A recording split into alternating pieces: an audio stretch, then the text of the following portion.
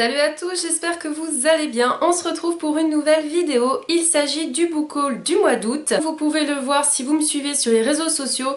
Je vais me mettre en challenge zéro achat jusqu'au mois de janvier. Puisque Mappal fait en tout 113 livres à lire. Il y a majoritairement des romans, quelques BD, certains mangas. Donc mon objectif c'est de baisser ma palle avant de racheter des livres et par conséquent j'ai décidé de me mettre en challenge zéro achat. Je ne sais pas si je tiendrai, je vais essayer car qui ne tente rien n'a rien. Avant de commencer le book haul, je voulais vous dire que je vous remercie tous d'avoir participé au sondage que j'ai fait par rapport à mon précédent et premier vlog. Je vous demandais qu'est-ce que vous souhaitiez voir comme vidéo sur la chaîne.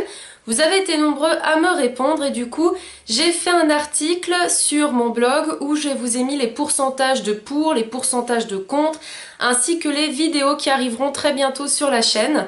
J'espère que ça vous fera plaisir et si vous souhaitez voir justement le résultat du sondage, je vous mets le lien en barre d'infos. Je fais une petite parenthèse pour vous dire que comme vous pouvez le voir, j'ai changé de décor.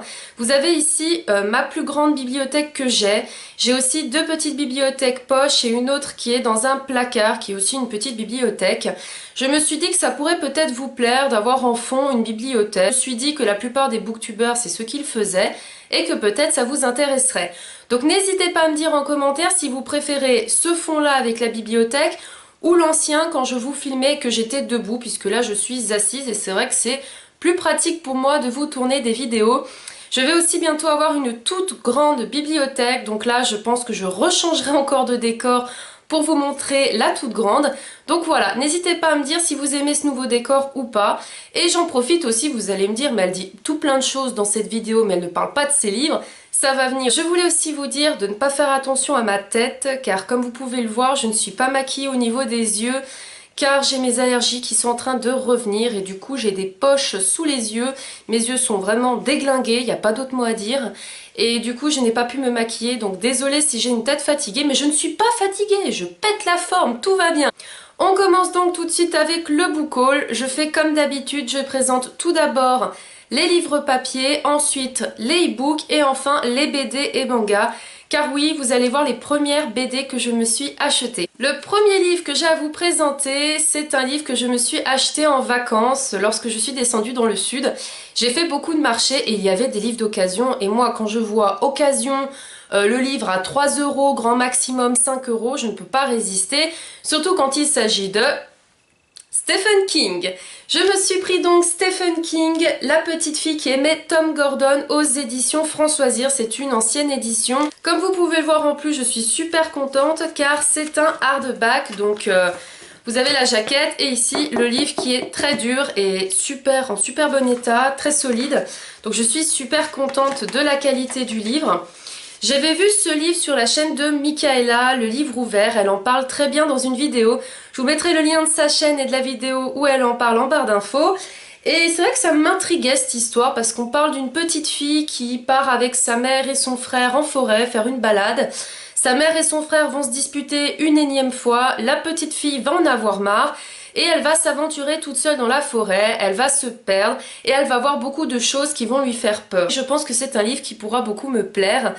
C'est d'ailleurs le Stephen King que j'ai choisi de lire pour ce mois de septembre, pour mon challenge Stephen King 6 mois 6 livres. Toujours d'occasion que je me suis pris en vacances, il s'agit de Cellulaire, encore aux éditions Françoisir. C'est encore un hardback, donc un livre très solide, toujours en très bon état, voilà, il n'y a rien à redire. Je ne sais pas trop de quoi ça parle, je n'ai pas vraiment regardé la quatrième de couverture, mais de ce que j'ai cru comprendre et apercevoir, il s'agirait d'un portable qui tuerait des gens, en fait, une application qui piraterait les portables des gens et qui les tuerait. Bref, ça va tourner de toute façon autour d'un portable, hein. Je vais vous dire, la couverture et le titre en parlent assez, donc il me tarde de le découvrir. Et oui, encore et encore du Stephen King. Encore d'occasion, encore dans le sud. Il s'agit de Bazar, donc c'est l'intégrale publiée aux éditions Albin Michel. C'est une sacrée brique. Mais je voulais vraiment le lire puisque c'est un mélange de plusieurs histoires, de ce que j'ai cru comprendre. Voilà, c'est toutes des choses qui se sont passées dans une petite ville et c'est tout concentré Après la quatrième de couverture, je vous avoue, n'en dit pas énormément, je ne sais pas trop vraiment de quoi ça parle, mais c'est du Stephen King et je commence vraiment à adorer Stephen King, vraiment. J'adore ses histoires, donc je me dis que celui-ci me plaira très certainement aussi. On passe maintenant au e-book et je vais d'abord vous présenter 4 e-books que j'ai eu gratuitement. Je vous explique pourquoi. En fait, les éditions Milady ont récemment, je crois que ça fait une semaine, quelque chose comme ça, proposé certains livres e-book gratuits ou alors des livres vraiment pas chers, c'était 0,90 centimes, quelque chose comme ça. Donc j'en ai profité pour me prendre les 4 premiers tomes de la série Charlotte Davidson de Darynda Jones, publié aux éditions Milady. Donc on a le tome 1, première tombe sur la droite, le tome 2, deuxième tombe sur la gauche, le tome 3, troisième tombe tout droit, le tome 4, quatrième tombe au fond. Donc j'ai hâte de découvrir cette saga. On passe maintenant au e-book que je me suis acheté. Et le premier livre que je vais vous présenter, il s'agit de Junglefall, le tome 1, Perrine et la fin du monde de Suzanne Ii, je ne sais pas si ça se prononce comme ça, chez Pocket Jeunesse. Me tarde de savoir de quoi ça parle. Bon, on devine que ça parle un peu des anges, hein, c'est pareil, c'est dans le titre, ça m'intrigue énormément. Je me suis prise aussi un livre que vous avez énormément, et quand je dis énormément vu, c'est vraiment le cas, surtout sur Booktube.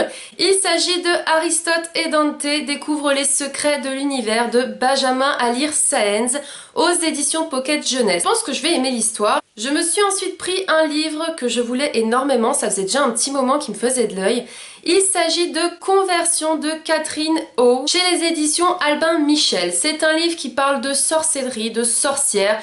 De ce que j'ai compris, il va se passer quelque chose dans un lycée, il va y avoir des phénomènes bizarres par rapport aux filles, par rapport à plein de choses. Et donc on parle de sorcières, et moi quand on parle de sorcières, de magie, bref tout ce qui est du monde enchanté ou quoi fantastique, j'adore. Donc je me le suis pris et j'ai hâte de le découvrir. Je me suis pris ensuite un livre qui va être très prochainement adapté au cinéma, ce sera début 2016. Il s'agit de La cinquième vague, le tome 1 de Rick Yancey, aux éditions Robert Laffont dans leur collection Air. Je ne sais pas du tout, mais alors pas du tout de quoi parle ce livre. Ne me demandez pas, je ne veux pas savoir de quoi ça parle.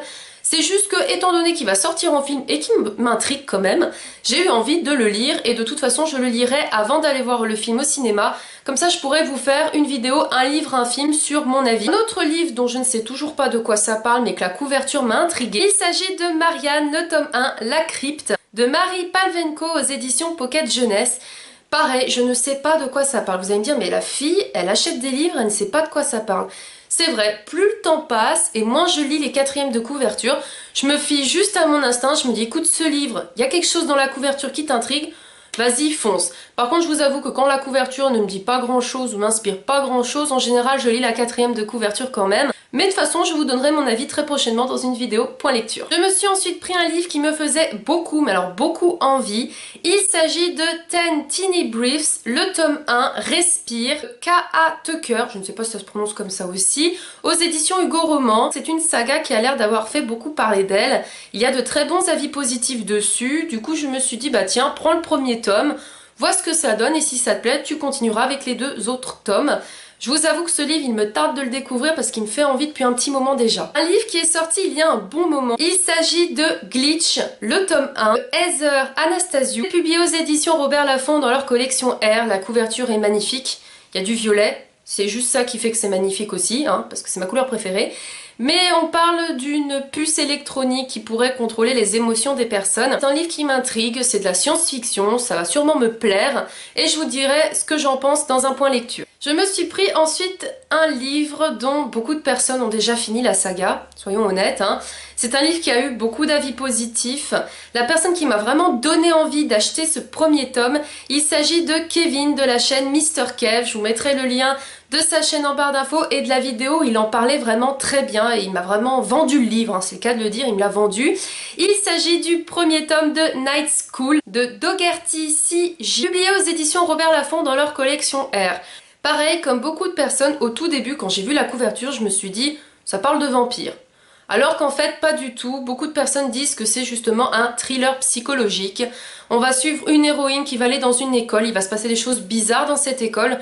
Moi, il m'en faut pas plus. Vous me parlez d'une école, vous me parlez qu'il y a des choses bizarres la nuit, j'achète le livre directement, j'achète, c'est obligé. Moi, vous me parlez de trucs bizarres, ça me plaît. Oui, je suis bizarre.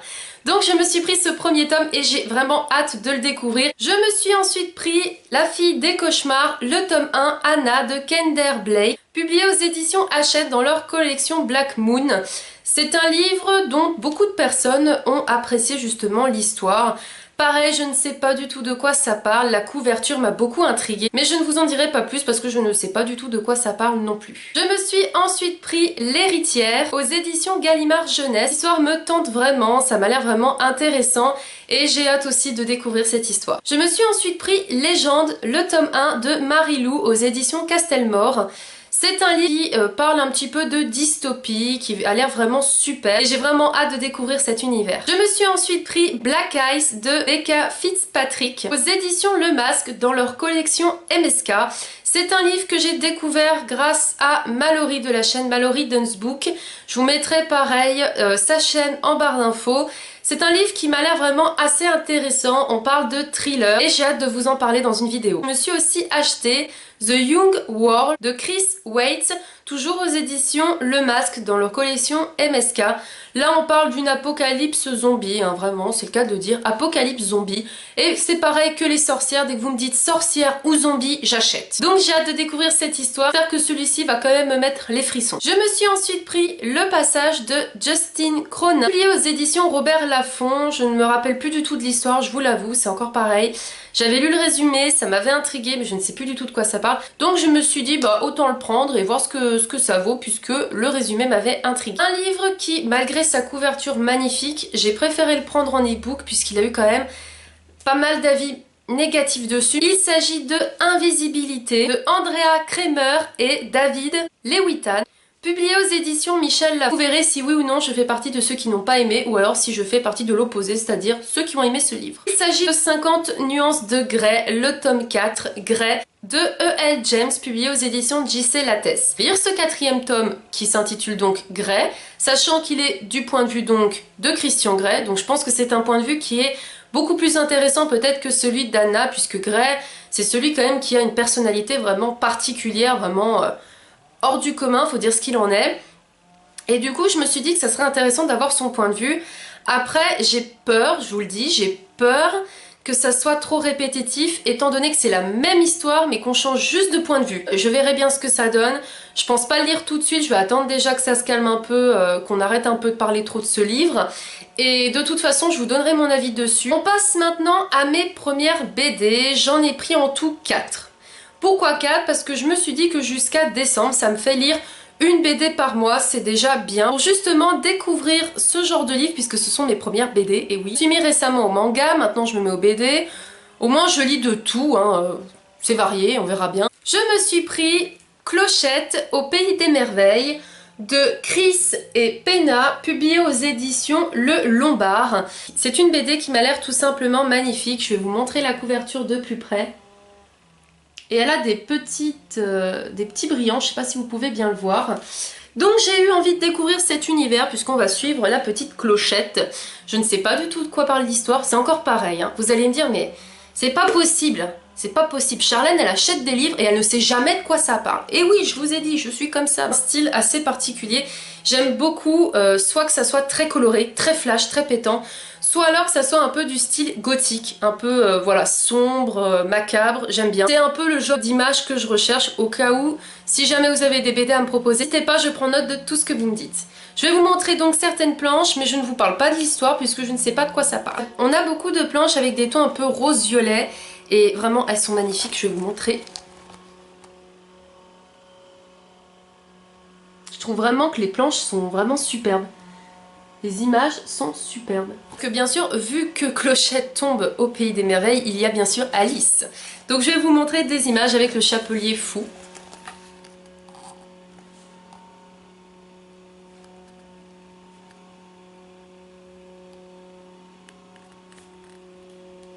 On a aussi le chat dans Alice au pays des merveilles.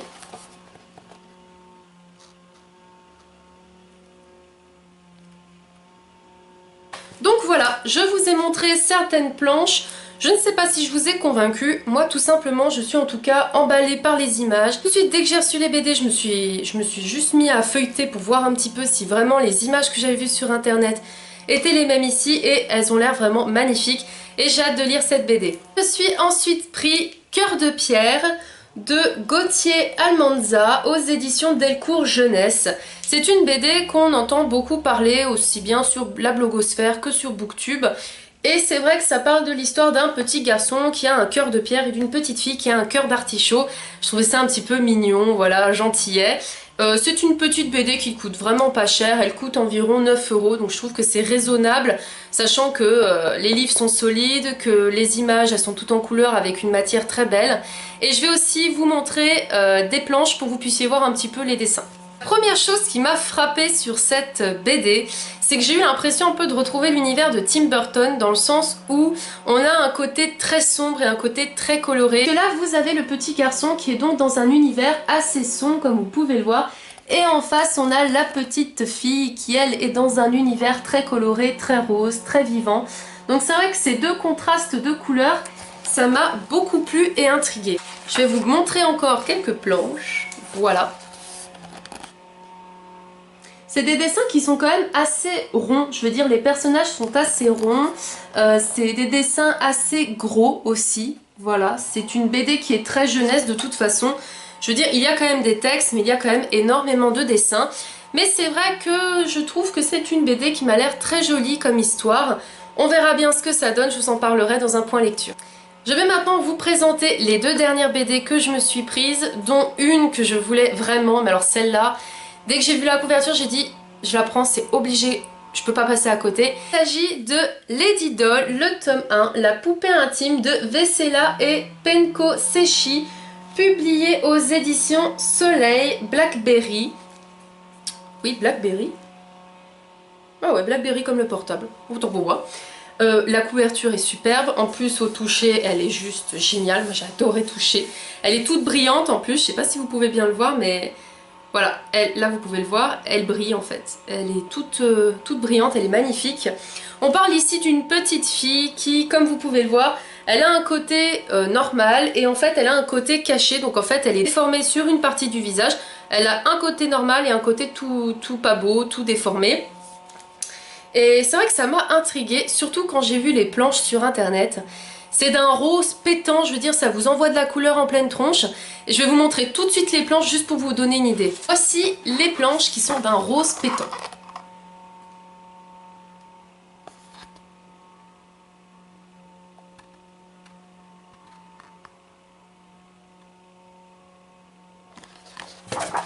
Je vous montre d'autres planches. On a encore du rose.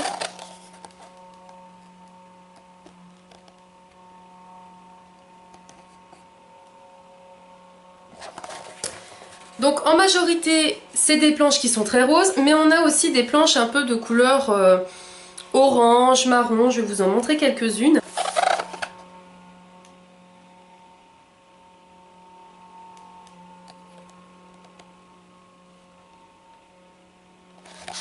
Donc voilà, les dessins sont vraiment superbes, franchement, juste de l'aperçu que j'ai eu, je trouve les dessins magnifiques et j'ai hâte de découvrir cette histoire.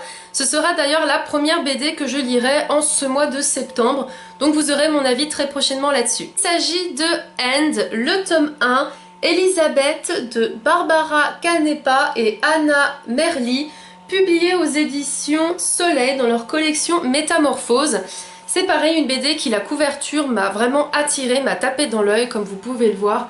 La couverture est vraiment magnifique aussi, pareil elle a des petits reflets et je trouvais que le dessin était magnifique. Je ne sais pas du tout de quoi ça parle, encore une fois je vous le dis, moi dès que c'est un genre un peu gothique ou hyper coloré, j'achète, je regarde juste vite fait les planches si elles peuvent me plaire, mais après l'histoire je m'en contrefous parce que je la découvrirai toute seule à travers les pages. Donc je vais vous montrer certaines images pour que vous puissiez voir un petit peu l'ambiance de la BD. L'ancienne BD que je vous ai montrée, c'était dans les tons très rose orangé. Et bien là, on change complètement de couleur. On est surtout dans les tons bleus et un peu turquoise. Donc voilà quelques images des planches, comme vous pouvez le voir.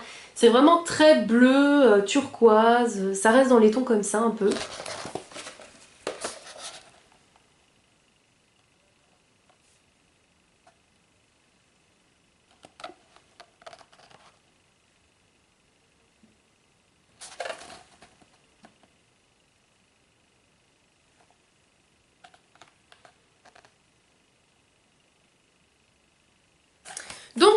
je trouve les dessins aussi très magnifiques. C'est vrai que je trouve ça original quand il y a une BD qui est plongée surtout dans telle couleur. C'est vrai que ça plonge déjà dans l'ambiance.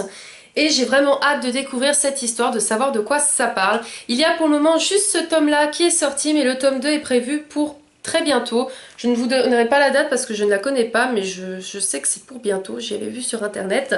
Donc voilà, je vous donnerai mon avis sur cette BD aussi. Cette vidéo est maintenant terminée, j'espère qu'elle vous aura plu. N'hésitez pas à me dire si vous avez lu l'un des livres que je vous ai présentés, ce que vous en avez pensé. N'hésitez surtout pas non plus à me présenter des livres, à m'en proposer, ou à me proposer même aussi des BD, je suis preneuse. Mais n'oubliez pas un genre un petit peu gothique, macabre, ou alors très flashy. C'est un petit peu mon style. J'espère que cette vidéo n'aura pas duré trop longtemps, auquel cas sinon je suis désolée, je suis désolée de la longueur. Je vous rappelle aussi de ne pas hésiter à aller voir en barre d'infos le lien sur le résumé du sondage qui est donc sur mon blog où je vous explique justement les vidéos qui vont pas tarder à arriver sur la chaîne. D'ici la prochaine vidéo, je vous souhaite plein de bonnes choses, un agréable week-end, une bonne semaine, que tout se passe bien pour vous et je vous dis à bientôt pour de prochaines vidéos. Salut!